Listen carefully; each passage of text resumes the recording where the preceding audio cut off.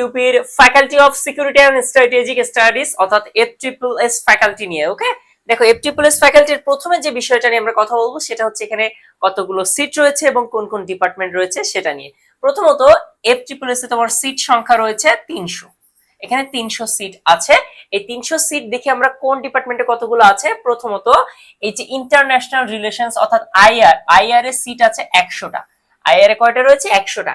এরপরে mass communication and journalism অর্থাৎ MCG তে এখানে সিট রয়েছে তোমার 50টা। তাহলে কয়টা হলো? 150। এরপরে এই যে peace conflict and human rights studies অর্থাৎ পিসিএইচআর এর সিট রয়েছে তোমার 50টা। কয়টা হলো তাহলে? 200। এবং লাস্টলি ল এলএলবি এখানে সিট রয়েছে কয়টা? 100টা। এই টোটাল 300 সিট এখানে রয়েছে। এখন আমরা দেখব যে তোমার এখানে পরীক্ষা দিতে হলে তুমি যে ব্যাকগ্রাউন্ডের হও ওই ব্যাকগ্রাউন্ড থেকে তোমাকে ন্যূনতম জিপিএ কত থাকতে হবে, অর্থাৎ এসএসসি প্লাস এইচএসসি এই দুইটা মিলে তোমার জিপিএ কত থাকতে হবে সেটা আমরা একটু দেখি। প্রথমে কি বলেছে দেখো, বিজ্ঞান। এই বিজ্ঞানের ক্ষেত্রে তোমার জিপিএ থাকতে হবে কত? যারা বিজ্ঞান থেকে অর্থাৎ যারা সায়েন্স ব্যাকগ্রাউন্ড থেকে এখানে পরীক্ষা দিবা তাদের 8.50 থাকতে হবে দুইটা মিলিয়ে। যারা কমার্স থেকে পরীক্ষা দিবা তাদের দুইটা মিলে থাকতে হবে 8।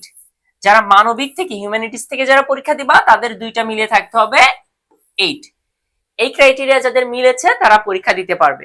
এখন এখানে পরীক্ষা হয় হচ্ছে 100 নম্বরের পরীক্ষা হয়। 100 নম্বরের বলতে হচ্ছে 100টা এমসিকিউ থাকে যেটাকে কনভার্ট করা হয় তোমার 55 মার্কসে। ঠিক আছে, 55% মার্কসে কনভার্ট করা হয়।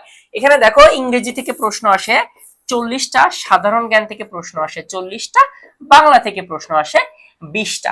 এখানে আমি তোমাদেরকে বলি এখানে কিভাবে সাজানো থাকে।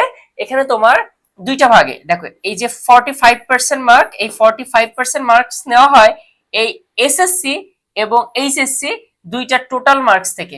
দেখো এসএসসি থেকে নেওয়া হয় হচ্ছে তোমার 20% এবং এইচএসসি থেকে নেওয়া হয় 25%।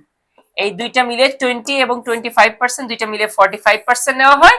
এবং এর পাশাপাশি তোমার এই যে এমসিকিউ যে এক্সাম হবে এই এমসিকিউ এক্সাম থেকে 50% মার্কস নিয়ে টোটাল 100%, এই 100% ধরা হয়। সো এটা ছিল FSSS এর ক্রাইটেরিয়া। এখানে কোনো সাবজেক্টের জন্য কোনো লিমিটেশন দেওয়া ছিল না যে তুমি যদি এসএসসি এইচএসসি তে এই সাবজেক্টে এত পেতে হবে, এরকম কোনো রিকোয়ারমেন্ট কিন্তু FSSS এ দেওয়া ছিল না।